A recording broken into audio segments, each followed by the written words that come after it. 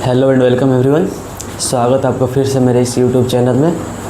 हमने पिछले लेक्चर में प्रकाश का परावर्तन शुरू किया था, जिसमें हमने पढ़ लिया था प्रकाश क्या होता है, प्रकाश का परावर्तन क्या होता है, और उसके दोनों नियम के बारे में हमने पढ़ लिया था। आज हम लोग पढ़ेंगे गोलीय दर्पण क्या होता है। गोलीय दर्पण के बारे में जानेंगे और गोलीय दर्पण के प्रकार जानेंगे। गोलीय दर्पण दो प्रकार का होता है, अवतल दर्पण, उत्तल दर्पण। फिर पोल, सेंटर ऑफ कर्वेचर, रेडियस, ये सारी चीज़ें के बारे में हमने इसी लेक्चर में पूरा करेंगे। आइए शुरू करते हैं हम गोलीय दर्पण क्या होता है। सबसे पहले जानते हैं गोलीय दर्पण क्या होता है। गोलीय दर्पण, गोलीय दर्पण का मतलब होता है वह दर्पण जिसका परावर्तक सतह किसी गोलीय दर्पण किसी गोले का भाग होता है, उसे क्या कहते हैं? गोलीय दर्पण कहते हैं। मान लीजिए ये कोई दर्पण है, ठीक है, और इसके किसी पार्ट को हमने काट लिया, इसे हम क्या कहते हैं? गोलीय दर्पण कहते हैं। तो आइए इसके बारे में लिख लेते हैं। वह दर्पण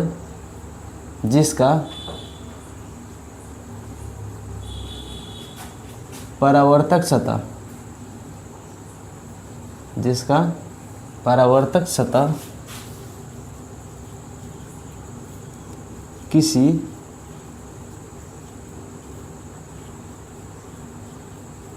गोले का भाग होता है उसे गोलीय दर्पण कहते हैं।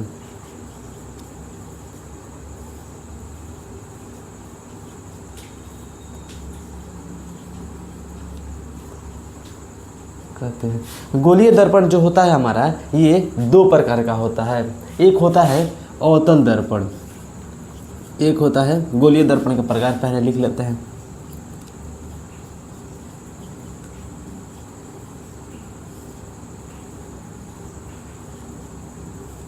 गोलीय दर्पण के प्रकार। सबसे पहले गोलीय दर्पण सबसे पहला प्रकार होता है अवतल दर्पण। अवतल दर्पण। एक होता है हमारा उत्तल दर्पण।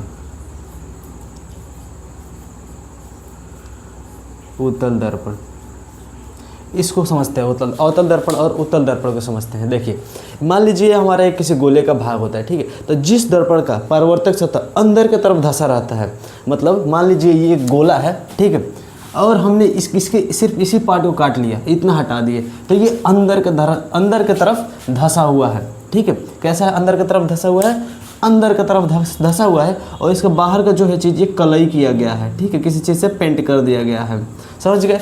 तो जिस दर्पण का परावर्तक सतह अंदर की तरफ धंसा रहता है, मतलब अंदर की तरफ धंसा रहता है, उसे क्या कहते हैं? अवतल दर्पण कहते हैं। और जिस दर्पण का परावर्तक सतह बाहर की तरफ धंसा रहता है, और ये वाला कलई किया गया रहता है इसके अंदर वाले पार्ट को, और इधर से धंसा रहता है, ठीक है, बाहर की तरफ उठा रहता है, उसे क्या कहते हैं? हम उत्तल दर्पण कहते हैं। क्या बोलते हैं? उसे क्या कहते हैं? उत्तल दर्पण कहते हैं।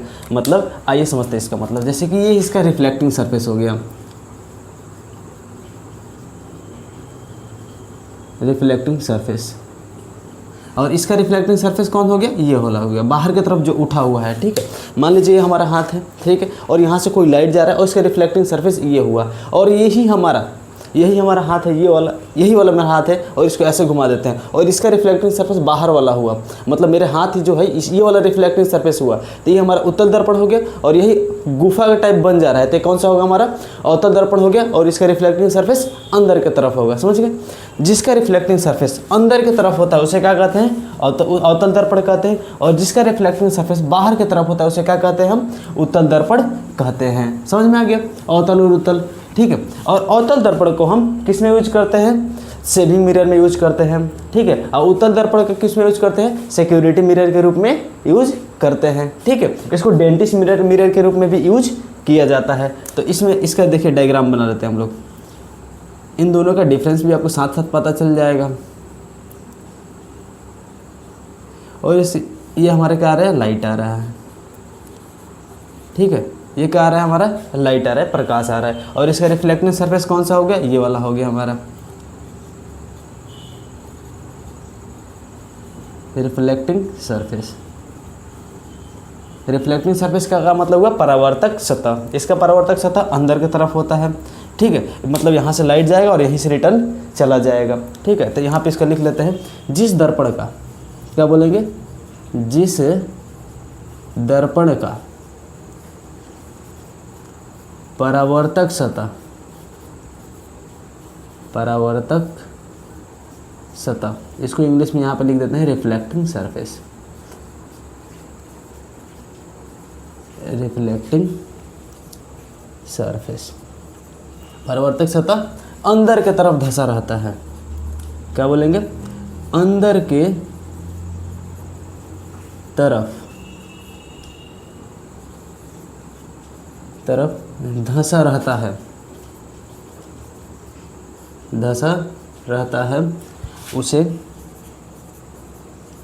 अवतल दर्पण कहते हैं, उसे अवतल दर्पण कहते हैं। आशा करते हैं आपको ये समझ में आ गया होगा। क्या कहते हैं, जैसे कि देखिए इसका रिफ्लेक्टिंग सरफेस अंदर की तरफ धंसा हुआ है, सेम यही चीज़ यहाँ पे देख लेते हैं। इसका रिफ्लेक्टिंग सरफेस ऐसे बना देते हैं और इसको अंदर की तरफ कलई कर देते हैं, पेंट कर देते हैं, ठीक है।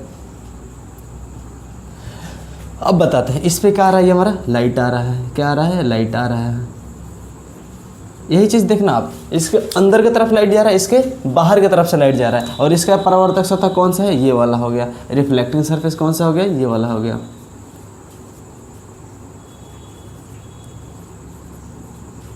रिफ्लेक्टिंग सरफेस, यहीं पर लिख देते हैं परावर्तक सतह।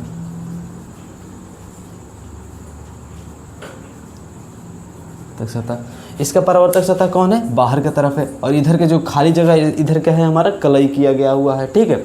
तो इसमें गुफा की तरफ बन रहा है तो ये अवतल दर्पण हो गया। ये बाहर की तरफ उठा हुआ है तो क्या होगा, उत्तल दर्पण हो गया। तो यहाँ पे लिख देते हैं, जिस दर्पण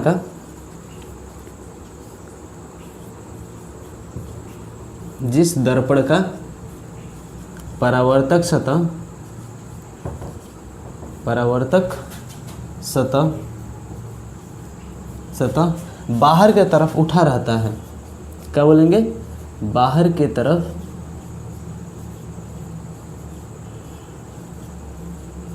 उठा रहता है, उसे क्या कहते हैं, उत्तल दर्पण कहते हैं, उसे उत्तल दर्पण कहते हैं। इसका एक एक एग्जाम्पल देख लेते हैं। इसका उपयोग हम किस में करते हैं, एग्जाम्पल लिख लेते हैं, शेविंग मिरर में करते हैं, शेविंग मिरर में करते हैं, और एक डेंटिस्ट मिरर में भी करते हैं, डेंटिस्ट मिरर में भी किया जाता है, ठीक है। और इसका उपयोग किस में किया जाता है, गाड़ियों के पीछे साइड मिरर के रूप में किया जाता है, ठीक है। और इसमें किसे किया जाता है, सिक्योरिटी मिरर के रूप में भी किया जाता है इसका उपयोग, सिक्योरिटी मिरर के रूप में इसका उपयोग किया जाता है। आगे हम इसके बारे में डिफरेंस लिखेंगे तो और बातें बताएंगे।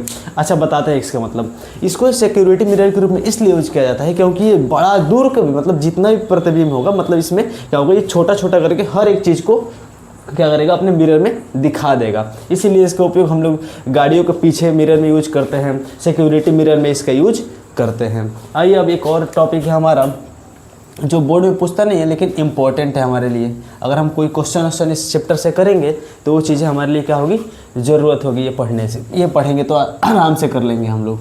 ये क्या है हमारा, एक गोला हो गया, क्या हो गया हमारा, गोला होगा। और सारे गोले का क्या होता है, एक सेंटर होता है। सभी गोले का क्या होता है, एक सेंटर होता है, ठीक है। और मान लीजिए किसी गोले का सेंटर होता है तो उसका एक रेडियस भी होता है, मतलब ये एक गोला है, ठीक है। हमने क्या किया, किसी बड़े मिरर से, ये समझ लीजिए एक मिरर है, इसका हमने एक पार्ट काट के गोला बना लिया। तो इस गोले का सेंटर होगा, किसी भी गोला बना, किसी भी कोई भी सर्कल बनाइएगा उसका क्या होगा, एक सेंटर होगा। अगर उसके पास सेंटर है तो उसका क्या होगा, रेडियस भी होगा, ठीक है। ये क्या हो गया, इसका सेंटर हो गया और ये रेडियस हो गया।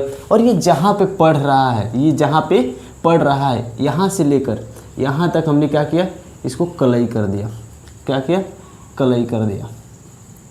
यहाँ से यहाँ तक हमने क्या किया, इसको कलई कर दिया।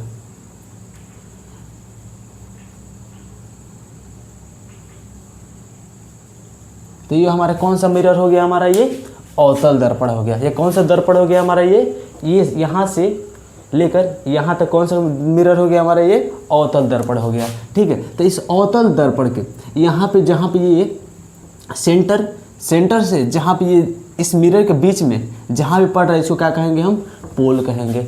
पोल को किससे डिनोट करते हैं, P से। सेंटर को किससे डिनोट करते हैं, R से। रेडियस को किससे डिनोट करते हैं, R से। सेंटर को C से, रेडियस को R से। और बताते हैं, सेंटर और पोल को पोल से मिलाने वाली रेखा को क्या कहा जाता है, प्रिंसिपल एक्सिस कहा जाता है। PA इसको PA से डिनोट करेंगे। समझ में आ गया। ठीक है, तो क्या बोलेंगे, किसी भी गोले के बीच के बिंदु को क्या कहेंगे हम, सेंटर कहेंगे। और ये कौन सा दर्पण है हमारा, अवतल दर्पण है। ये हमारा कौन सा दर्पण है, अवतल दर्पण। ठीक है, तो अवतल दर्पण का मतलब इन दोनों के, ये जो हमारा अवतल दर्पण है इसके बीच के परावर्तक सतह के बीच के बिंदु क्या कहते हैं हम, पोल कहते हैं। इसको ध्रुव भी कहा जाता है हिंदी में, इसको ध्रुव भी कहा जाता है। पर अवतल दर्पण के बीच के बिंदु को क्या कहते हैं हम, पोल कहते हैं। पोल समझ में आ गया। ठीक है, अब जब पढ़ते हैं centre of curvature. Centre of curvature इसको क्या बोलते हैं, सेंटर। इसको हिंदी में इसको ऐसे केंद्रक बोलते हैं। ठीक है, जिस गोले का छोटा भाग मिरर होता है उस गोले का केंद्रक सेंटर ऑफ कर्वेचर कहलाता है। मतलब ये जिस गोले का छोटा भाग मिरर होता है, मतलब मान लीजिए ये गोला है, इसका छोटा भाग मिरर है और इसके केंद्र को क्या कहते हैं हम, सेंटर ऑफ कर्वेचर कहते हैं। तो क्या बोलेंगे, जिस गोले का छोटा भाग मिरर होता है उसे हम सेंटर ऑफ कर्वेचर कहते हैं। और प्रिंसिपल एक्सिस, पोल और सेंटर को मिलाने वाले बीच की सीधी रेखा को क्या कहते हैं हम, से प्रिंसिपल एक्सिस कहते हैं। इसको इधर लिख देते हैं, PRINCIPAL, प्रिंसिपल एक्सिस। इसको क्या कहेंगे हम, प्रिंसिपल एक्सिस। कैसे, पोल, सेंटर और पोल के बीच मिलाने वाली सीधी रेखा को क्या कहते हैं हम, प्रिंसिपल एक्सिस कहते हैं। समझ गए, सेंटर और पोल के बीच को सीधी रेखा से मिलाने वाले बिंदु क्या कहते हैं हम, सीधी वाले मिलाने वाली रेखा को क्या कहते हैं हम, प्रिंसिपल एक्सिस कहते हैं। और पढ़ते हैं हम radius of curvature. Radius of curvature क्या होता है, पोल और सेंटर ऑफ कर्वेचर के बीच की दूरी को क्या कहते हैं, रेडियस ऑफ कर्वेचर कहते हैं। ये जो हमारा पोल है, ये पोल और सेंटर, इन दोनों के बीच के दूरी को क्या कहते हैं हम, रेडियस ऑफ कर्वेचर कहते हैं। आशा करते हैं आपको समझ में आ गया होगा। आपको एक बार फिर से बता देते हैं हम, अवतल दर्पण के बीच के बिंदु को ध्रुव कहते हैं। पोल से सेंटर ऑफ कर्वेचर के बीच मिलाने वाली सीधी रेखा को प्रिंसिपल एक्सिस कहते हैं। ठीक है, और सेंटर ऑफ कर्वेचर किसे कहते हैं, किसी भी गोलीय दर्पण के बीच वाले भाग को क्या कहते हैं हम, सेंटर ऑफ कर्वेचर कहते हैं, केंद्रक कहते हैं। प्रिंसिपल एक्सिस समझ में आ गया होगा, पोल क्या समझ में आ गया होगा, और रेडियस ऑफ कर्वेचर क्या कहते हैं, सेंटर और पोल के बीच के डिस्टेंस को क्या कहते हैं हम, रेडियस ऑफ कर्वेचर कहते हैं। आशा करते हैं आपको ये पूरा आज का सेशन है समझ में आ गया होगा। अगर आपको ये वीडियो अच्छा लगा होगा तो आप वीडियो को लाइक करें और चैनल को सब्सक्राइब करें। धन्यवाद। आप इसको नोट भी कर सकते हैं।